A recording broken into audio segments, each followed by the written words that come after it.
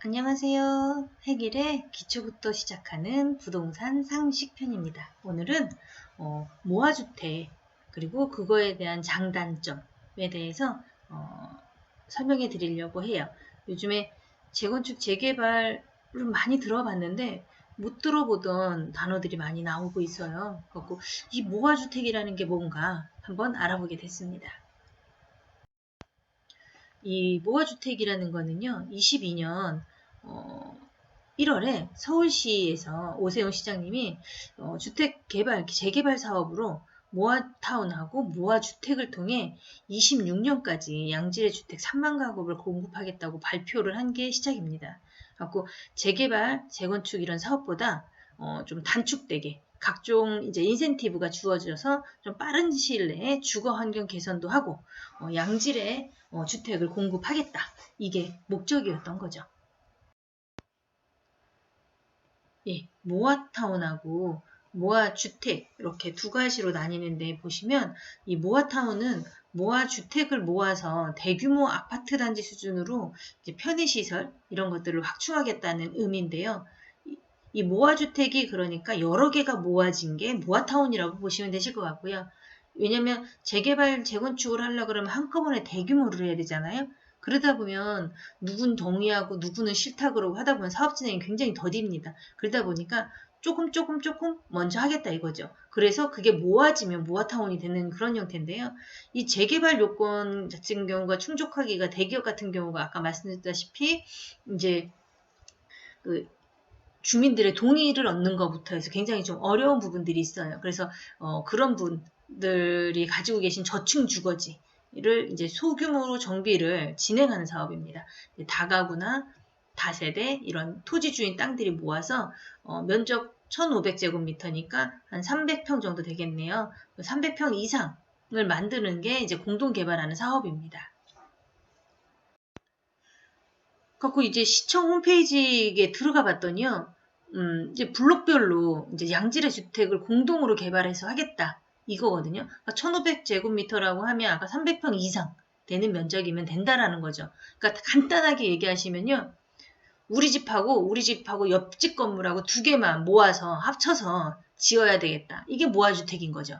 예. 그렇게 아주 소소하게 아주 작은 단독 다가구 주택으로 두 개, 세 개 필지 단위. 우리 집, 옆집, 그 옆집. 그러니까 두 개 이상이기만 하면 되는 거예요.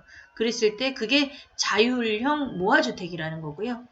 이 다세대 주택은 이제 주민이 선택하는 건데 2만 제곱미터 미만인 가로구역에서 개발이 필요한 경우입니다. 이거는 이제 앞전 거 아마 제 영상을 보셨으면 아시겠지만 가로주택형이라고 그래서 가로주택 정비사업이라고 예전에는 말을 그렇게 했지만 이걸 말을 바꿔서 가로주택형 모아주택이라고 하죠. 그리고 이제 연립주택 좀 이게 단지가 조금 커졌죠. 주민 간의 합의가 필요합니다. 역세권 중공업 지역에서 5,000제곱미터 미만의 개발이 필요한 경우는 소규모 재개발형 모아주택이라고 표현을 합니다. 예전 재개발이라고 생각하시면 되세요. 거기에 모아주택이라는 이름이 더 들어간 것 뿐입니다. 아파트, 이것들은 이제 도로 기반시설은 양호하나 만제곱미터 미만의 200세대 미만 공동주택 재건축이 필요한 경우 이것들은 이제 재건축형 모아주택입니다. 그러니까 이거는 이제 재건축이라도 규모가 좀 작은 애들인 거죠. 소규모 재건축 모아주택 이렇게 같은 모아주택이지만 이 중에서도 또 이렇게 분류가 이렇게 됩니다. 그 중에 이제 먼저 자율주택형을 한번 알아보시면은요. 이거는 이제 단독 다세대, 연립주택 뭐 이런 것들을 건설하기 개량해서 만든 건데요. 이 소유자 2명 이상이 합의를 해야 됩니다. 공동 시행이 가능한 거고요. 이제 노후 불량 건축물 전체 건축물수의 57% 이상 동의를 하셔야 된다는 거. 건축물이 이렇게 노화된 그 퍼센티지가 57% 이상이어야 되는 거고 집은 20년은 지나야 됩니다. 뭐 우리 집 오래된 것 같은데 10년 됐어 빌라야. 안 돼요. 20년이 무조건 넘으셔야 된다는 거. 그리고 토지 소유자들의 80% 동의를 받아야 됩니다. 아니면 3분의 2 이상이 오케이를 해야 돼요. 그렇게 됐을 때 사업기간이 평균 1년에서 2년입니다. 왜냐하면 단계가 확 줄었어요. 보시면 조합 설립 인가 바로 받으실 수 있는 거고요. 왜냐면 이게 두세 명만 서로 합의하면 되는 거니까 추민 합의가 바로 이루어집니다. 그러면 시에서 심의를 합니다. 그리고 그럼 사업시행 인가가 나오거든요. 이 사업시행 인가가 받으면 바로 이 관리처분, 이 관리처분이 뭔지는 아시죠? 이 관리처분은 너 자산은 얼마야, 내 재산은 얼마고 뭐 이런 것들을 정확하게 구분 짓는 겁니다. 예. 그리고 난 다음에 이주를 하게 되고 그 다음에 착공을 해서 입주를 하는 그런 단계인 거죠. 그래서 빠르면 이런 아주 소규모의 뭐 이런 것들은 한 1, 2년이어도 가능하다고 합니다. 근데 그것보다 조금 규모가 큰 걸 줄 수 있잖아요. 그죠? 모아타운으로 만약에 지어지게 될 때는요. 이거는 대상지부터 공모가 시작이 됩니다. 그리고 공모가 되내고 나면 이제 계획 수립 이런 것들을 하셔야 되는 거고요. 그래서 계획 수립해서 추진 개월 대상으로 해서 이제 체계적으로 이제 이런 것들을 다 하면 지정고 시도하고 통합심의 주민 요거 단계 이제 관리 계획 수립하는 것까지 요거까지가 이제 다 끝나고 나면 이제 무화주택 사업 시행을 하게 되는 거죠. 이때부터 조합 설립 인가 받고 심의 받고 요 순서들을 거치게 됩니다. 그래도 일반 재건축 재개발보다는 굉장히 빠른 단계라는 거. 이 모아타운의 가장 집중적인 포인트는요. 15층까지 층수 제한이 완화된다는 거예요. 그러니까 예전에는 보시면 2종 주거지역이죠. 2종 일반 주거지역. 얘네는 제한 층수가 7층이었어요. 근데 정비사업을 통해서 15층까지 층수 제한이 완화될 수 있습니다. 그리고 이 15층 층수 제한을 받았지만 서울시는 이제 앞으로 이제 심의 과정을 잘 거칠 경우 최고 50층 높이의 아파트까지 지을 수 있다고 이 부분까지 다 완화를 해줬어요. 그래서 정부에서 이제 원하는 이런 조건들 얼마나 더 잘 갖추고 하느냐에 따라서 굉장히 높은 층수까지 지을 수 있기 때문에 이게 굉장히 큰 메리트가 된 거죠. 여태까지는 안 됐던 것들이. 이게 지금 현행과 지금 개선이 됐네요. 이게 국토부에서 발표한 내용을 제가 올려놔 봤습니다. 한번 천천히 한번 봐보세요.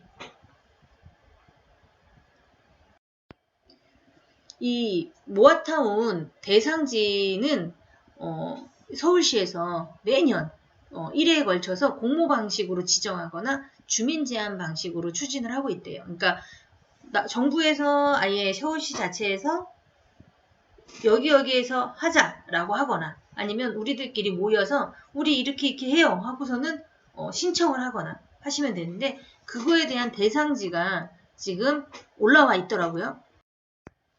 굉장히 많은 곳이 있더라고요. 이 모아주택은 서울시에만 해당되는 겁니다. 보시면 23개 자치구에 총 64개소 모아타운 대상지인데요. 보시면 강북구부터 시작해서 1번부터 쭉 해서 강서구, 중랑구, 용산구, 도봉구, 강북구, 성북구 쭉 해서 지금 국토후보지 1차 대내가 있고 상반기 공모 선정된 데가 있고 그리고 지금 하반기에 공모 선정이 된 곳도 있어요. 갖고 이게 지금 관리산정 기준일이 이제 9월 22일로 고시가 된 부분을 제가 캡처해서 올린 거고요.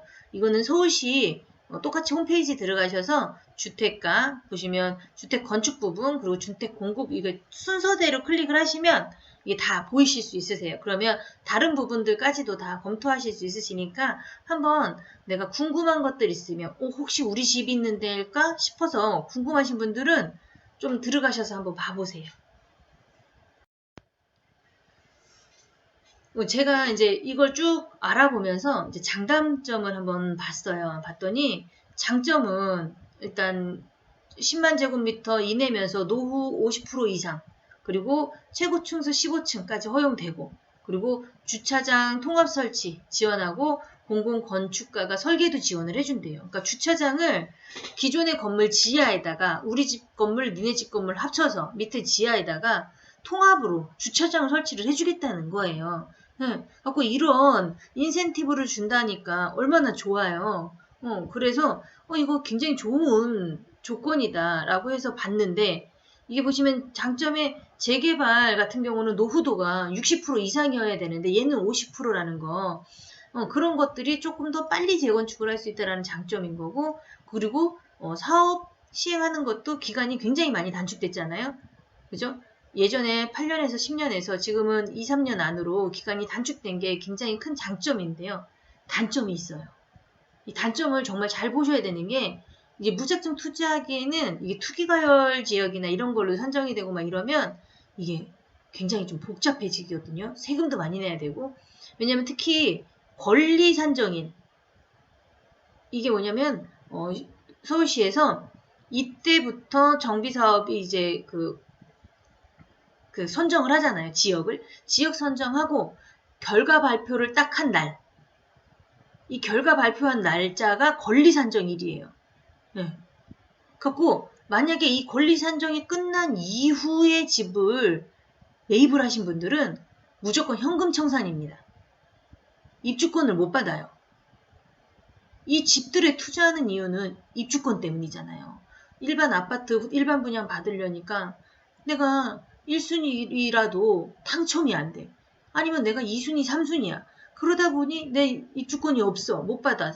신청을 해도 안 돼. 이래서 입주권 때문에 이 집을 투자를 하고 사는 건데, 이 권리 산정일이 끝난 애는 사면 안 됩니다. 입주권을 받을 수 없어요. 그냥 현금 청산만 받을 목적이라면 상관이 없지만, 그렇지 않다면 꼭 이 권리 산정일, 결과를 발표가 났냐 안 났냐, 이걸로 꼭 확인을 하셔야 된다라는 거. 그리고 이 모아타운은요, 신축 아파트 단지가 아니고요. 이게 우리 신축 대단지 아파트들은 보면 집을 지으면 도로들도 새로 싹 다 바뀌잖아요. 그죠? 그리고 지상층에는 대부분 차를 대지 못하고 다 무조건 거의 지하 주차장에만 차를 주차를 할 수 있게 돼서 아이들이 막 상층에서 막 뛰어놀아도 돼요. 하지만 모아타운은 아까 맨 처음에 말씀드렸다시피 도로는 그대로 살려요. 그리고 그 위에 있는 주택들만 똑딱똑딱 해서 깨끗이 짓는 거거든요. 그러다 보니 차가 다닙니다. 그래서 신축 단지에 비해서 메리트가 조금 떨어지는 부분이 있어요. 그래서 신축 단지들보다 분양가라든가 이런 것들이 조금 떨어진다는 거, 매매가가, 그 부분을 확인을 하셔야 되고, 이 모아타운 사업지 아까 공동으로 개발을 하게 되면 지하 주차장을 만들 수 있게 하겠다고 얘기했잖아요. 그죠? 그지만 모든 정비 사업이 그게 되는 건 아니에요. 이 조건이 시에서 원하는 조건들이 있거든요. 그 원하는 조건을 충족시키지 못하면 어차피 이걸 지원을 못 받을 수 있습니다. 그렇기 때문에 이게 가능할 수 있는지에 대한 장담을 할 수가 없어요. 그래서 이 부분들도 정확하게 한번 짚고 보시고 난 다음에 이걸 내가 투자해도 되겠다 안 되겠다 판단하셔야 됩니다. 그래서 이런 부분은 구청이나 이런 데다가 꼭 문의들 하셔서 실수 없는 투자가 되셨으면 좋겠습니다. 지금까지 해길의 부동산 정보, 요번엔 모아주택 편이었고요. 구독과 좋아요 꼭 눌러주시고요. 1600-0659에 전화 주셔도 상담해 드릴 수 있으시고요. 그리고 댓글 남겨주시면 답글해 드릴게요.